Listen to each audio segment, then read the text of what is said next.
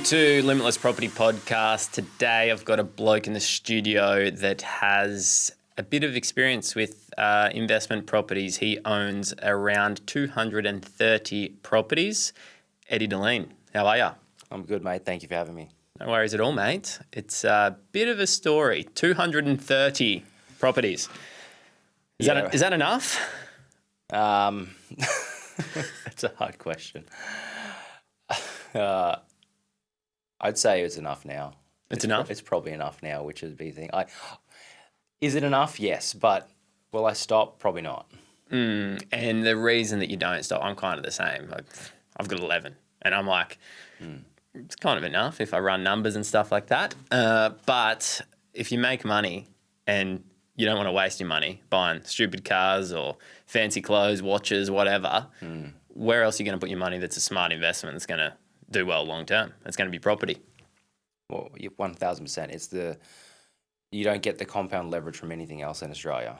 In America, they focus heavily on businesses and obviously being able to get businesses valued, like obviously, massive people like Elon Musk do. They get their shares valued. They pull out lines of credit equity against those businesses. And it's very hard to do that in Australia. You can do it with some businesses, but like property is the alternative for that. And, you buy properties. After you buy a lot of properties, you start buying them on a bigger, large commercial kind of scale.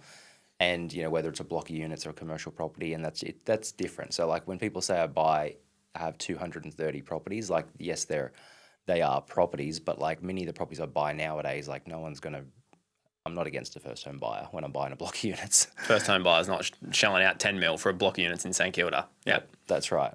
So a lot of those 230 properties, it's technically 230 properties, but it's probably you've got, one property that might be 10 or 15 properties. Excellent point, 1,000%. So when people think I bought 230 or 240 individual properties, like I've done a shitload of transactions in my time, but after a while, like time is money, and it became, a way to obviously scale and save myself time and money by buying bigger stuff that had individual units within that. And some of those have been on one title, as an example, where it's like 10 or 15 units on one title. Is it one purchase or is it 15? Well, look, technically there's 15 different residences and 15 different tenants and 15 different incomes. So technically it's 15 properties. So, but would you count it as 1 or 15? Yeah, it's more efficient to buy it in, one transaction than 15 at a time, because then it just gets ridiculous. But yeah, you're right. Technically it is 15 properties. I want to go back to pretty much the start, because I'll tell you what I know, and that is that I listened to you on SPI 2016, do you reckon? 2016, maybe 2015. Yeah. And you were 25, something like that, I think you're working at Macca's and like Sydney Tools. Yes. Is that right? Yeah, Sydney Tools, yeah. And I listened to it and it was like a 25-year-old with 11 properties, something like that. And you were buying stuff in Western Sydney, Logan, Ipswich, that sort of thing. Elizabeth and Adelaide, yeah. Elizabeth and Adelaide was ridiculous back then, yeah. Cheapies. What were you picking stuff up in Adelaide? I used to buy the semis in Adelaide, the semi-detached houses, and everyone was like, don't touch a semi, they're never going to grow in value. So many of them though, yeah, heaps of them out there. They're old ex-housing commission ones, a lot of them. But I used to pick them up for like 110, and now they're like 550, 600 grand, and that was like 10 years ago, so they 6x'd. It just goes to show that everyone that was talking that shit is just completely wrong. And that would be Elizabeth, Salisbury, all those type areas. Yeah, and I bought units in Glenelg too. Glenelg. Did they do as well? Or? Yeah, 100%. Yeah. So Glenelg is, like good spot similar to like, Premium. Yeah. Yeah, it's great. Glenelg, Henley Beach, all that area. So I was buying units there as well, and they've done really well. So you left school, obviously, what time? When did you leave school? 16, 18? How old were you? 18 roughly. Like I finished school. I didn't even know what university was. Like literally, I thought university was you had to move to America and go to college. Like that's it. Because you're from, where are you from? Mount Druitt or something like that? Yeah, Mount Druitt in Wilmot, which is like the roughest suburb in Mount Druitt. So like below the bottom, And then I went to Plumpton High, which was like a famous school for all the kids getting pregnant and all that stuff. Yeah. Yeah, Plumpton High had its own TV show. Yeah. So like all the kids could bring their Yeah. children to school when they got pregnant at 14 or 15. Oh, So wow. that was the environment I grew up in. So I was like, fuck, I need to buy some property or do something. And you were in Housing Commission growing up, is that right? Yeah. Yeah. Yeah. So what made you want to buy a property, and how did you even think about buying property? I think it was extreme trauma of not having money growing up. Like from the ages of 11 to 16, when you're getting all that information, and I was like, no one in my family owns a property. We live in Housing Commission. The place I live in, the street that I live in is shit. There's like drug needles outside on the, front lawn. And you knew that was shit, even though you didn't really know anything different. You knew. Yeah, like we went to, Mum would take me to, even when I was a young kid, Mum would take me to church, and I think the church was around like Balcombe Hills or something. Yeah. And then you drive from the Hills District to Mount Druitt, and then I'm seeing the houses get progressively worse and worse. And I'm just like, oh shit, like I don't want to live here, I want to live over there. Yeah. And then I realized that if to live over there from a very basic standpoint, that fuck, like what do these people have? They're not living in Housing Commission. They've got a fucking job. They're not on the dole. Yeah. Like everyone I was around was just literally on the dole or on the pension. Yeah. So you realised you had to work from a young age. So that was when Macca's job came in, right? Macca's at 14 years old. As soon as I could get, I think it was a KFC first, but kind of jumped around. And then I was just saving like $200 a week. And then eventually after like 2-3 years, I got like 20 grand. And the only place that I could afford was like a little 2-bedroom unit. So I've been buying units from day one because I couldn't afford anything else. And I couldn't even afford in Western Sydney back then. Like people say Western Sydney is expensive now. So where did you buy? I Where bought was the first one? in a suburb called Tuggeranong in the Central Coast. Yes. And the only reason, and that's an hour and a half from Sydney, right? The only reason I actually went there or knew about that location is because an affordable family holiday was the only one that we could ever go on. So we used to go camping at the entrance. Yeah. So it's literally like, it was so basic. Like, where else do I know? I was like, oh, well, I can't afford here, can't afford there. Where we go camping, maybe they have some cheap properties. Yeah. And then literally I found a unit and I bought it. And it was what? What price? 138K. 138K. And what would that be worth today out of interest, Yeah, probably 550, 600 or something around that kind of. So it's 5x, 4x. That's right. Yeah. Okay. So that was at what age? 18, 19, 20? 18 turning 19-ish. Yeah. Oh, wow. So you got in young. Okay. And then for me to listen to a podcast, like I said, 10 years ago, and you were 25, you're probably 25 and you had what, 11 or something like that? Would that be right? Yeah. So if you went from first one at 19 to 11 at 25, there's a lot that's going on in that period. How did you go from going, all right, I'm going to buy one property to then going, I'm going to have 11 in 6 years? Like, how did that happen? Where did you buy? Obviously, we spoke about Adelaide, but yeah.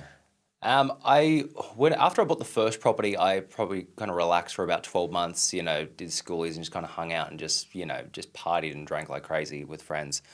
But I remember walking to a news agency, and I remember seeing like Your Investment Property magazine when they used to have those in the news agencies and stuff like that. And then I was like looking, and I saw people in there, they were like maybe 3 years older than me, but they had like 5 properties. They were like 5 properties by 28. I'm like, oh shit, you can actually buy more than one. And then I did all the analysis of like, well, how do I pay this property off as soon as quicker? Because everybody does that when they first get started. And I was like, wait, I'm gonna have to take all this time to pay it off. And then I saw people that were older than me in magazines, and then I obviously read like books like Rich Dad Poor Dad and stuff like that. So I was like, all right, I think I need to try to buy more. So the second one, I had a bit of savings. The second one was in Adelaide in Elizabeth South. And I bought a semi-detached for 130 grand. That was a bank repossession as well. First ever bank repossessed property I ever bought. And then after that, I researched more, and then I was like, wait a minute, what about Queensland? And then I noticed like Logan was really, really cheap, and Ipswich and stuff was cheap. Yeah. And what year did you start buying Logan and Ipswich? Probably around 2014, roughly. Wow, that was early. Yeah. And it hadn't performed for a fair while before that. What made you think that it was going to perform? Just because it was so cheap and it had to at some point? Or how in-depth were you getting into it? Because at this time you're still only early 20s. I wasn't really in-depth with the cycles back then. Like I didn't know it like I do now. I just figured that, hey, look, the previous 4 years between buying in Logan, Sydney was going off. So I never could afford to get into Sydney. So I felt like I couldn't get into Sydney, so I bought Central Coast. And then I couldn't buy in Sydney again because Sydney I bought boomed Adelaide. again, yeah. Then Sydney boomed. I'm like, fuck, now I really can't buy in Sydney. Yeah. And I'm like, all right, well, even Sydney's booming, everywhere's booming. I'm noticing that there's a growth ripple effect. It's not just like your high-end areas like Bondi that's going up. Blacktown's going up, Parramatta's going up, Liverpool's going up, everything's fucking going up. It's a ripple effect, a growth ripple effect, right? So I was like, well, surely these other states are going to have a ripple effect too. Yeah. So if I can't afford in, Mount Druitt where I was living at the time as an example, well then what other areas are similar to those areas in other states? Yeah. So that's where I was like, okay, well Logan's probably the equivalent of that. Yes. But a house even back then, a house in Western Sydney would have been like maybe 600,000. Now it's probably $1 million, but it was 600K back then. House in Logan were like 220. Yeah. So I was like, crazy. oh, that's pretty cheap. So then I was basically doing, and I do this still today, like what is the equivalent of one suburb in another state and how cheap is it and what is the potential rental return of that as well. So you're chasing your income, young, working at Macca's, Sydney Tools, income wasn't high. So you also were looking for good yields and it was predominantly units that you were buying. Yeah, for sure. Yield was probably the first thing I was really focused on heavily. Now, more than ever, it's more so like trying to get stuff that you can get under what other ones are going for and you can pull that equity back out. That's probably the number one focus now. But back then I was just purely focused on yield and I didn't quite have figured out the, LVR, strategies to rinse and repeat as quickly. Yeah, pull equity out, get a bang for our higher. Pull it out, keep going. Okay. So you got 11 properties by, say, 25, something like that. And then you wrote a book which was 30 by 30. Yeah. And now you're 35. So 30 by 30, that's pretty 34. That's a 34. I've still got So yeah. 30 by 30, that's, obviously a ridiculous amount of properties. I'm 29, 30 this year, and I'm not going to be on 30 properties. But from 30 to 34, you're now at 230. Yeah. So the first 12 years you accumulated 30 properties. And then, like we said, yes, they're unit blocks, which, multiple titles or properties within one. But from 30 to 230 in 4 years, you've been busy. Like, I don't know what to say. 50 odd properties a year. Like, what? Yeah. I've gone What's happened? incredibly crazy and incredibly hard, and I've got, I've gone really, really hard. Probably harder than anyone I know. Yeah. I probably push myself harder than I need to. Buying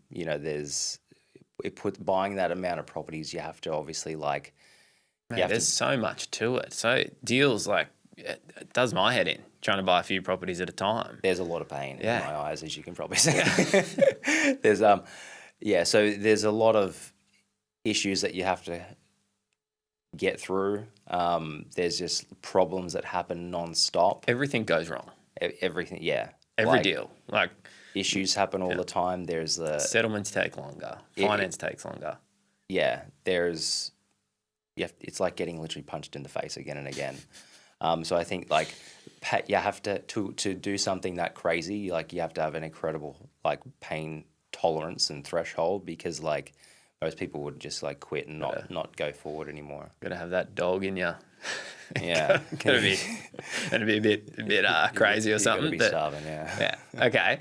So those 200 odd properties, where are they located? So if you've just gone on a buying spree from say 2022 up until now, I'm assuming probably WA and then Melbourne. Is that right? Or where are they? Correct. Everywhere? So the first blocks that I started buying were in Perth. And that was probably 2021, 2022. That's when I started buying up blocks of 8 and blocks of 10 and stuff. And what made you think of that just purely because of the ease of transaction, buying 1 but 8 at the same time, not having to go and sign 8 contracts, 8 applications for finance and all that sort of thing? Or was it obviously buying these units, which do make sense, which I'm buying myself, you're buying yourself, and for clients, they make sense because the units are at a great value right now, great growth potential. They've also got great yields. But if you can buy that whole block, the net yield, which no one factors in these days, no one talks about that, but the net yield's even better because you don't have that strata cost because you own the whole block and the land. So is that part of it, or was it purely ease of transaction, or? That was definitely part of it. I would say one of the things I would look at was like, I always know, like I knew that I had to buy bigger stuff as the more equity that I made and the more money I made. Obviously, my income went up with, building businesses and all that kind of stuff as well. But I knew that I had to buy higher value assets. But at the flip side, I realized that higher value residential stuff to me doesn't have the same percentage growth as affordable stuff. And also, I agree. That's not the common thing that people think in property. That blue chips what you want, but I've not seen it. Everything I've had in the lower end has grown, like outpaced the higher end ever since I've been investing, which is 8-9 years. So me too. Yeah. It's all about, so percentage value increases. Correct. That's what I talk to people about. They're like, oh, but this one went from 1 million to 2 million, and then it's doubled. Well, this one went from 500 to like, it's tripled. Yeah, 1.5. Yeah. I was originally looking at, I knew that I needed higher value stuff, and then I was like, obviously investigated commercial, I bought commercial properties as well, but I wanted to be able to figure out how do I buy something in a bigger dollar value where it just still has affordability built into it. Yeah. Yes. Built into it. So if it's like, if I can buy, let's say, a $4 million block of units where they're each on average $400K a piece, as an example, if these are ever sold in the future or from a revaluation perspective, I can get them revalued individually and they have that higher percentage growth as opposed to buying a one property for 4 million. Because I've bought, as an example, commercial property like 2-3 years ago for like $6.5 million. Yeah. It was my original office in Strathfield, and then literally a year later, and a better office came up that I had to have, and I was like, "Fuck this one! I'm buying that one." Yeah. How much was the new one? 10.2. It's large. Yeah, it nearly killed me. But the commercial ones, like I bought and stuff like that, like they've, because of the leases in there, they might have 3 to 4% increase in CPI per year. Like, you're not having massive swings of growth like you are in the little ones. The little ones you can double in 2-3 years. Yes. We used to buy units in Maylands for like 180, and they're like 500K now, 550. So the thing that you figured out really was, I need to buy, if I want to make this feasible, higher dollar value, but I still want the growth of the lower dollar value stuff, which is why buying a block of 10 or 20, you've got the lower value property per property, but you're buying it in one line. Correct. Yeah. That's good. And when you buy that kind of stuff as well, which like, I understand explaining this stuff and sharing a lot of this stuff out like will create more competition for it, and that's fine because I've already bought a shitload of them anyway. But like, not many people in Australia understand, unit block purchases and complex transactions like that. Like, they're very valuing in them. You can value them from a percentage yield basis, which some banks do and some valuers do. They value it at commercial basis. Yeah, yep. So like 5%, whatever it is, cap, gross. 6 cap, whatever that is. Yeah.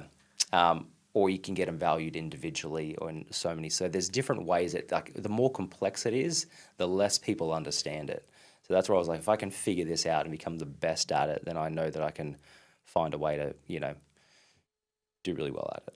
So you were doing that over in Perth for a couple of years?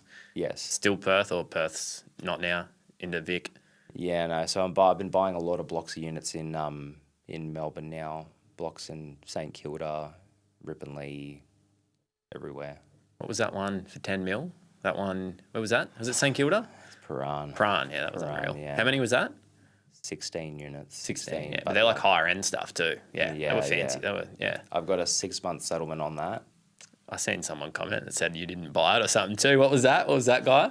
Undercover. Oh, this apparently he works for someone. Yeah. Yeah, I don't know. Like, people just... He was saying it was a certain amount of units in it. Oh, no, he was saying... What did he say? He looked at the bathrooms or something, not the bedrooms, didn't he? Yeah, he looked at the bedrooms and he was like, oh, but there's 30 units, not 16. I'm like, that's the amount of bedrooms in there. Yeah. But actually it has 41 bedrooms because the real estate filter stops at 30 and doesn't go up to 41. Yeah. So, like, people are just fucking stupid. Yeah. And in terms of online hate, have you copped a lot of that over the years? I would imagine you would have. Oh, yeah. Heaps? I'm sure you have as well. Probably not as much as me. No, I have copped heaps. That's what I'm saying. You've been doing it for longer and you've been in the media for years. So, yeah. Have you always copped, like when you were young, buying properties and stuff, did you cop hate early or has it come later? Because I feel like it's been at the worst it's been since like TikTok's been around. It's very bad on TikTok. I don't use TikTok much anymore either, but Instagram's, you cop it on Instagram too. Yeah. So it's funny. Everyone roots for you when you're coming up from the bottom. Mm-hmm.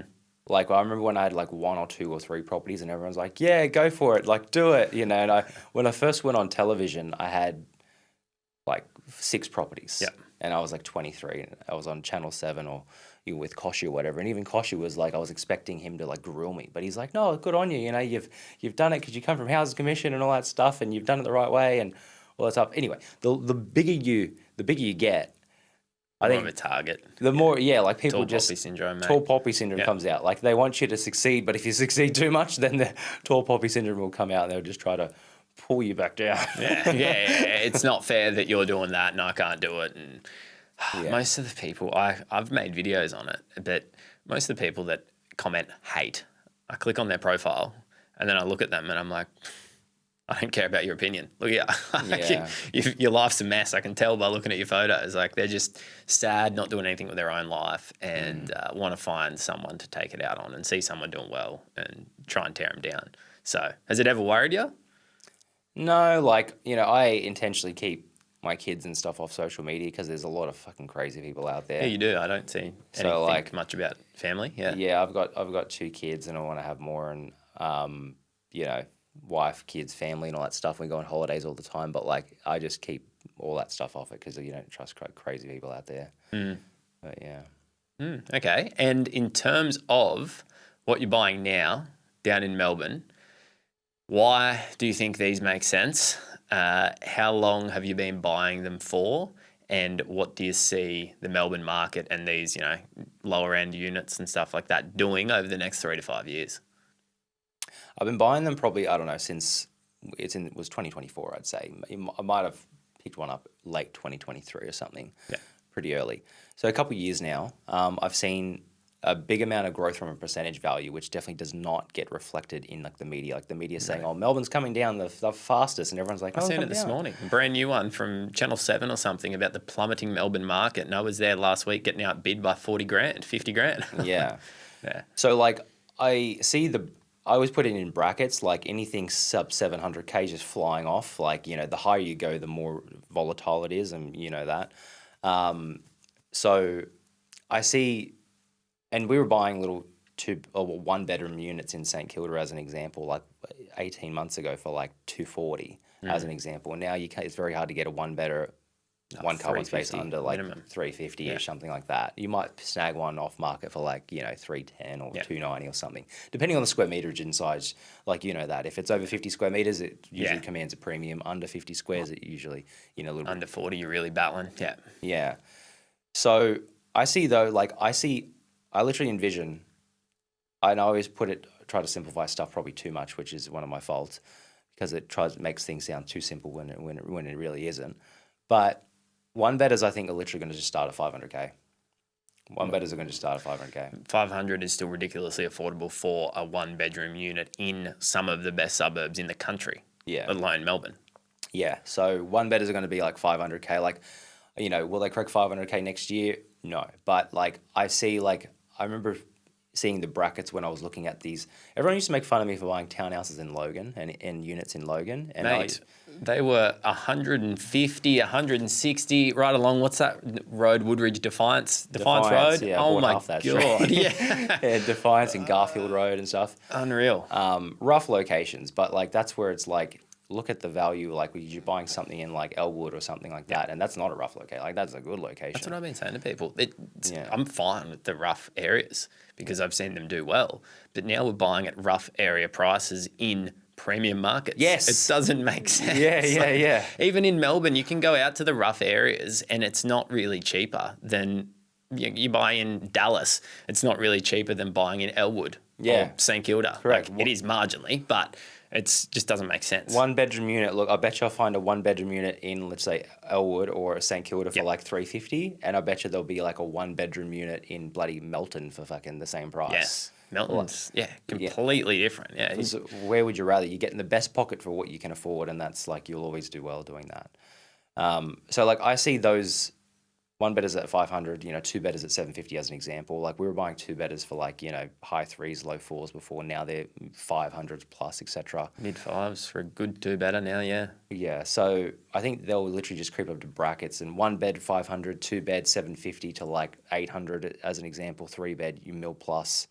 Everything else is going to be above that, and that's going to be the bare minimum. So like people always say, what's the forecast of growth? Like I'd say at least 30-40% at least over the next 4 years, I'd say.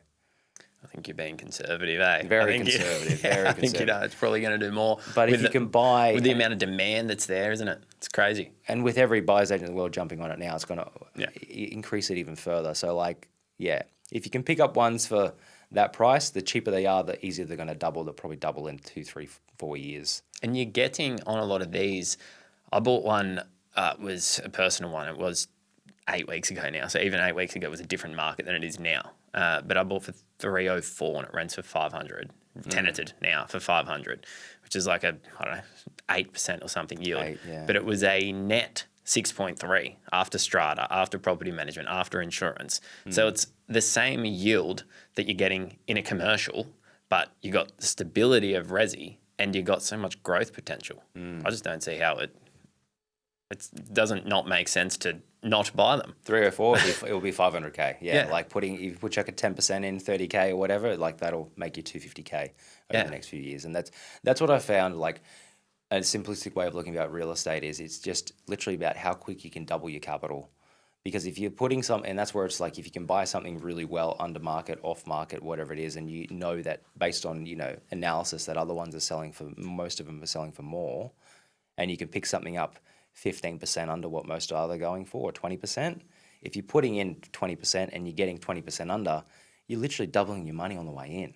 Exactly, and then you can pull that out a few months later and recycle it and keep going. Like how long does it take the average like super fund to double their money? It probably takes 10, 11 years. With their fees years. And So 12 years, you could literally do it in a day. If you just get the right property, sign a contract, you double your money in a day. Like that's the cash on cash return. People talk about real estate, and when they compare it to stocks, they say, "I hate it." You'd be the same, but they go on about stocks and they say, over the long term, stocks have done 9%, whatever. Property does 7%, whatever. And I'm like, all right, but if I put 100 grand into 600K worth of property, and that property does 20%, I've just doubled my cash in a year, 12 months. Your stocks aren't going to be doing that for 8, 9, 10 years. So, yeah. And half the time when people argue with me about, I don't know, has anyone ever tried to argue with you about stocks versus property? Oh, all the time. Mate. All the time. Idiots, yeah. But they say some of these people will be blue in the face arguing with me about how stocks are better than property because you don't have maintenance and you can liquidity and all this stuff, which is true. And then I say, okay, how much, what's your stock portfolio worth? And like, $45,000. Yeah. Exactly. It's irrelevant. It doesn't matter. Even 45 grand, go and put that as your 5% on your first home and you'll smash the return that you're going to get in the stocks over the next 10 years. Yeah, you could get half the return, but because you're using leverage, you'll do better. Triple. Yeah. Triple, 4 times the return still. Yeah. All right. So in terms of Melbourne, you're buying now, you're holding for the next 2-3 years. Personal portfolio from here, you're going to have, you've bought, 200 properties in the last 4 years. You're going to hold them for the next, say, 2-3 years. Equity's going to be going up. Your income's probably going up. Business is growing. What is next for you personally? I would actually, it's probably going to be against what most people would say, but I do want to travel a lot more. Yep. I want to travel a lot more. I want to have more holidays. Like even at this stage, we probably go on holidays every 4 or 5 months. But mate, why is that against what everyone says? You got to build, wealth first. But you've got 230 properties. I think you're at the point where you can. Or what they would expect me to say anyway. Yeah. Most people, go for 1,000 properties or 10,000 properties. Like there's people in America that own 10,000. Robert Kiyosaki owns 10,000 units. Grant Cardone owns 8,000 units. 200, when I compare myself to that, I'm like, shit, that's a lot. Obviously, they're 40 years older than me, or 30 years older than me. It's a completely different model, finance model. Everything over there is completely different. Yeah. But just pretty much, I think progress progress equals happiness, and the only way to be somewhat happy in life is just to like feel like you're moving forward in some way, shape, or form, whether it's in business or family or whatever it is. I go through phases, and I used to refer to them years ago as like hustle phases. I would literally like work my ass off for like 6-12 months and do 18-hour days plus, and then like the next year I'm like, all right, I'm gonna chillax a bit and just like not go as hard. And I think this year's definitely been, we'll look back at this year's probably been the hardest year that I've gone, or the last 18 months has been the hardest year I've gone. You've been working till what, 2 a.m? Yeah, at least, yeah. And what are you doing till 2 a.m? Negotiating deals, research, due diligence, that sort of thing? Putting deals together, like I do a lot of, I've shown you a couple of examples, but we do a lot of like large scale, like bulk deal transactions where I'll negotiate properties in one line, and sometimes it could be 10, sometimes it could be like 70 properties that are existing in one line. And individually, one line transaction, you just generally get discounts like that, but they are super complex. You've got to have all the buyers, you've got to know all the ways to do it. So putting those... And when you're buying them, you're buying them off a single seller, usually? Yeah, always. Yeah. And then what are you doing to secure it? Like, are you putting like a letter of an intent together and signing it with the seller or something like that, and then finding the clients for it, or what's the go there? It's difficult. So it depends on every single seller, but a lot of these ones, and without giving away too much information, a lot of them I have to like personally guarantee. Right. All of them. Okay. So not ideal. No. Not a lot of people can compete with that either, which makes it a niche, which is an advantage. Yeah. Yes. So it isn't like, and I know there are people in Australia that try to do it and attempt to do it, but like there's ones as an example where I have to literally transfer $500,000 as an example to secure the deal. Right. And then I'll get, reimbursed later on or whatever, but it might take like fucking 3-4 months. Right. Or whatever it is. So there's a lot of issues in that regard. Like it's very, very complex. It's and then because there's only so many vendors that own entire blocks themselves, like after a while, like nowadays, thankfully the word's out that I can actually complete those transactions, but there's other buyers agents out there, and there's some doing similar stuff, trying to do similar stuff, and the deals fall over, and the agents get the shits, the vendors get the shits, and then they literally just have a bad reputation for not being out. Well, not a bad reputation, but they've done deals before, but they're notorious. Not as trusted, yeah. They're notorious for making it too complex. Whereas like if I can make it as easy as possible, but that'll probably put more pressure on myself to be awake till 4 a.m. in the morning to do it. Yeah. But I know that no one's going to be able to compete with that. So yeah, it's difficult, but very complex. Yeah. And the business now as well. So you're still personally, which we've been chatting back and forth the last few months. So I've realized like what you're doing personally. But before that, if you had asked me what you would do personally in the business, I would have thought that, podcasts, marketing, no negotiating, like there's just not time for that. But you're very much still doing due diligence on properties, negotiating, stuff like that. So what's your role in the business? Because I thought it would be, pretty much off the tools, but I don't think it is. No, it's probably more on the tools than ever. Yeah. More on the tools than ever. I still negotiate a lot of the complex transactions. Like I negotiate every single one of them. Yeah. I have great help, obviously, which helps a lot. But like putting those together and actually doing the feasibility on which ones actually make sense that we can put together and buy. I have to do all those. So it's like I'm juggling 1,000 things at once. So it's definitely not just like the bigger you get, the easier it gets. No, the bigger you get, like for me, the harder it gets. And obviously like there's ways that I can improve to try to like delegate stuff, but it never gets easy. It's hard. I don't know. There's pain in the voice, you can tell. Yeah, but it's the same with anyone that has any type of business. I meet heaps of people now that are successful, doing well in business and stuff like that. And I always used to think that I would meet someone and I would learn something from them that was like, that secret that's like, oh, that's what I need to do to get to the next level or whatever. Most of the time it's just work. You got to put in the effort for a long amount of time. Yeah, and it's really like filtering out what actually, I'm sure you already know what moves the needle the most, and then focusing on that. But then when you do that, sometimes like you have to have other good help to like help fix up the problems on the back end, because like you Still can get deals done. Yeah, you can do 1,000 things right, but if like 10 things go wrong, which they will go wrong, like sometimes people jump up and down about those. So yeah. And what is your advice? Completely different topic, but what's your advice if someone was starting today, say they're 20, 21 years old, they're earning average income, 80, 100 grand, something like that. They want to buy, because I get this a lot. People come to me and they say, I just want to buy 10 properties in 10 years. And I'm like, I've done that and it was really hard, and I probably ended up earning more money than you will realistically. I think people think it's a lot easier than what it is. But what would your advice be to someone that's 20, 21, wanting to build a large portfolio long term? Is it still possible in today's market? What's your thoughts?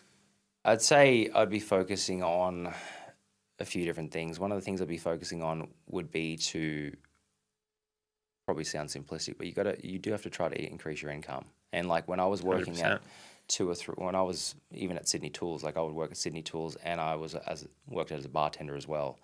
So I had to bump that up, and even this is back then, it was like, working 3 jobs, I got up to like probably 110, 120K as an example. But I did that for only a short period, like periods of time while I could get finance and stuff like that. So you have to focus on income. Like if you just stick on like 30 grand a year or 40 grand a year entry level, like it's going to be very difficult. Can you buy? Yes, absolutely you can. But you're going to be able to get there faster if you can increase your income. And if you can put that, whether it's like a sales role or whatever it is, where you're rewarded on how hard you work, then that obviously helps. Yeah. But then that's only gets you so far. The right strategy really has to be the number one thing, because like I did get to, 6 properties and I was on like 50 grand as an example. And I actually have clients, right? Like I'll give you this guy's details afterwards. Yeah. He's probably never been on more than like 110K a year. Yeah. 40 million of property. 40 million. I seen you say that in a video the other day. How's that? How old is he? How long's he been at it? Obviously a while, fair while. He's like 3 or 4 years older than me. So he's like probably, I don't know, 38 or something like that. Works in retail, and I've seen him go from literally like 4 properties to get him on 40 or 50. Yeah, he's behind the scenes, but he's an example. And I've had other clients that have done that too. Well, not 40 million, but like got up to like 10 or 15 million. And it's the type of properties that they're buying as well. Got to be the right types of properties. It's the yield. So another thing, right? So people are like, well, how do you increase your borrowing capacity? All that stuff, right? Well, you'd be surprised. Like I want to actually. I asked a broker the other day to do it, but he hasn't got around to it. And it's something that you might be able to do. Like, do an example of like, let's say what is your borrowing capacity if your average yields are 3%, which average houses are like what people get is like 3.5%, versus your average gross yield. Like, if your gross yield is 3% across multiple properties, what's your average yield of let's say 8% across multiple properties, right? Massive. What your borrowing capacity would be the difference. Yep. And then what would be the percentage value of how much more you can borrow over that period of time if you stick with 3% versus you stick with 8%. Because you probably know with the banks, but most banks just literally, they don't sometimes calculate all the other things. They maybe just calculate 80% of gross income. Correct. Not 80% of all that stuff. 80% of 8% versus 80% of 3%. Very different. It's a big fucking difference. Also, which I assume a lot of your clients do. I haven't heard you talk much about structures actually, like buying in trusts and companies and stuff, but I assume you would have got a lot of your stuff in structures. But if you're getting 8% or 6% plus yields, 6-7 is very feasible today, and you're putting those properties in trusts, for example, then you're going to be positive within 2-3 years. If you do it the right way. And then that is the unlock, because if you're buying that property at a 3% yield, even if you put that in a trust, like clients come to us and they say, want to buy in a trust company, trustee, so I can extend my borrowing capacity. And we say, okay, cool, it can work. It's not all sunshine and rainbows, as you'd know, and it's hard. It makes everything harder. But then they come to us with a property that's like a 3.5-4% yield. And I'm like, no, this is like not the right property unless you got significant cash to put in a very large deposit, which is then counterproductive. You want to be buying properties in those entities that are as close to neutral as possible, so that in the next few years they go positive, and then you can exclude that debt if your accountant's happy to write you a letter and then keep going. So that the 7-8% yield over a 3% yield, or even 6% yield plus, whatever, over a 3% yield, that does make a difference in the borrowing capacity. But the biggest step is if you structure it right, plus the yield, then that's how you get to 10 properties over time on a decent or modest average income. Yeah. And prior to these SMSF changes, I was like, you could get to 10 properties as an example. Mate, SMSF's gone super quick. Like, because you'd have a different borrowing in the SMSF, and you've, literally, I did multiple videos how you can buy 10 properties in 3 years. Like, I've still seen people buy 10 properties in 3-4 years, like 2-3 years, with only starting with, like, let's say 150 grand. Like, it's still possible. Well, if you've got super there and you can knock 2 out in your super and then 2 or 3 in your personal name and then have some growth and pull that out and go again. Even without the growth, you get the equity on the way in, you just pull it out. Yeah. You know what I mean? Like, sometimes you just can refinance within a month or 2. What's your thoughts on the SMSF being shot in the foot? I think I know. I'm very upset about it. It's ridiculous. I think everyone needs to, like, before the next election, just like literally who's are you voting for? Because the worst thing that it could be done is like if one person votes this person and then this person, and then like for some reason they get back in because they don't like. Mate, their pollings are not that bad. It's not that bad. It's pretty possible that they could get back in, I reckon. I hope I'm wrong. But yeah, that's what I mean. Like if everyone goes, the other side's all conflicted and fighting with each other and dividing the vote. They need to just actually get together and say, we need to get Albo out. Pauline, One Nation, Liberal, just get together somehow and get this idiot out. Yeah, just join forces or something. Because Yeah. You reckon it'll get turned around if Libs do get in? I hope so. Who's to say? But I think no matter what, this is the positive side that I always try to bring out of it is like no matter what, people are always going to need a place to live, regardless. Like it's and this comes in cycles as well. Like we've gone through a shitload. All the property investment people in Australia have gone through a lot. People that want to buy have gone through a lot the last 6 months. And the rates are as high as they've ever been. So like when they do come down, you're going to be looking back at this stage and be like, fuck, if I could have squeezed another one in, I wish I did. Oh, this window is great. Everyone wants this buying window until it's here and they're scared. So it happens every time. COVID, everyone wants to buy, the dip or whatever. And then when it's in front of them, they're like, oh, no, what if it gets worse, this and that. But it's when you just got to jump in. You would have went ham through COVID, wouldn't you? Bought heaps? Yeah, heaps. Crazy like that. I was scared shitless. Only one at auctions. But literally some of the properties I bought house and granny flats in like Logan for like 300. They're worth like 1.1 now. Like it's nuts. Insane. And the yields on them now would be over $1,000 a week easy for both combined. Yeah. And are you selling properties or are you just holding?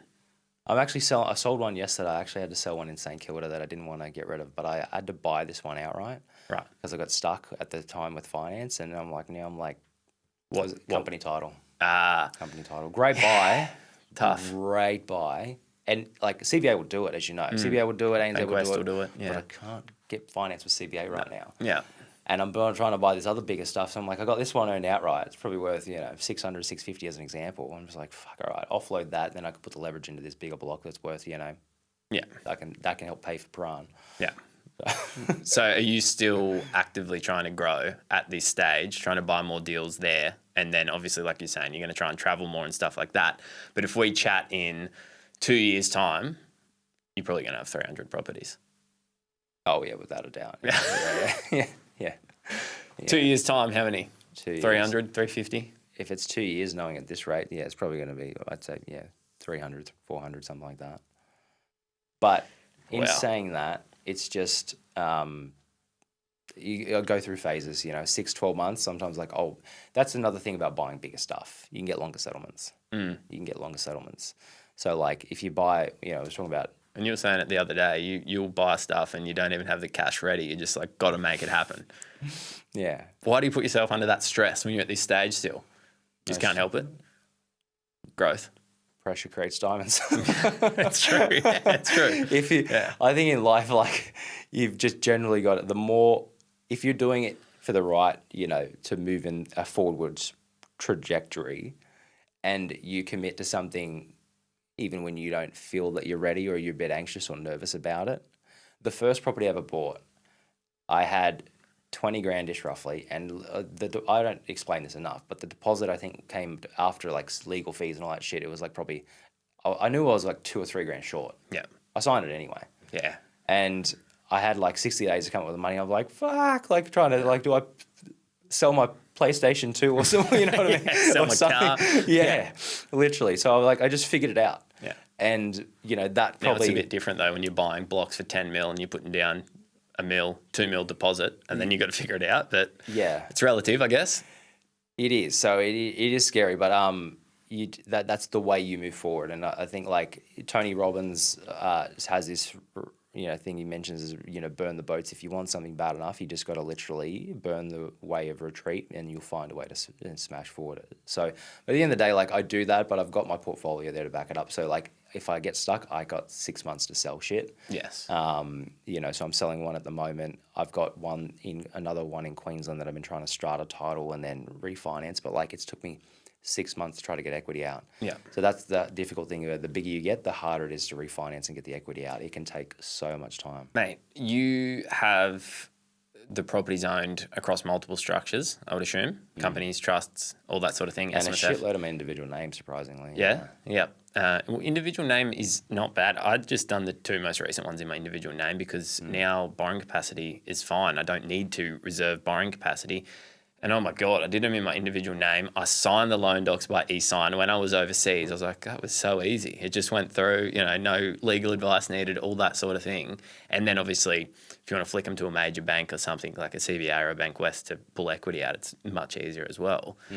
But your loan applications, like for me to do a loan application, I hate it because I got to organise so much stuff. So for you, have you got someone like full time that you just say, can you please sort all this stuff out for me? Or are you doing that yourself? How do you organise that? I've used a broker named Michael and Tanya for a while. They're lovely. And they've got me really good results, but they're very lucky because they've seen my portfolio go from like 20 properties to where it is today. So they know all the property like addresses and all that stuff. We've got like combined shared spreadsheets so they can see and I can see what, which the properties are with what lenders and what structures and all that stuff. So if I were to change now or like start fresh, it would literally take probably 2 years of time for someone to get used to that. Mate, if you came to me and said, can you write me a loan, I'd say, mate. But some of the bigger ones, they've got to be like, low docs or alt docs now. Like it's just like, I can still do some full applications, but low doc's incredible. It's great. Yeah. It's such a great lending hack because it's just so much faster. And you can just, and also if your business is growing too, then the income that's verifiable by low doc is obviously way better than your full financials. So, yeah. So you're low docking a lot of these unit blocks and that sort of thing, then you'll refi them back to the majors at a point in time. Yes, I'm working on hopefully being able to refinance them back to major lenders in the near future, but it's just it's a complicated nightmare at the moment. So that's one of the downsides of moving so quickly. And I think it is a good thing to move quickly and take a lot of aggressive action, but your stuff isn't going to be perfect. There's going to be wheels falling off here and there, and you're going to have to try to put it back together as you're speeding down the highway. Build a plane as you're flying it. Yeah. Yep. All right, mate. Well, thank you for coming in, and I'll get you back on at some time, and you might have 300 or 400 properties, so we'll see how that goes. But yeah, thanks for coming in. Appreciate it, and hope the listeners will like the story. Thanks so much. Appreciate it. No worries, mate.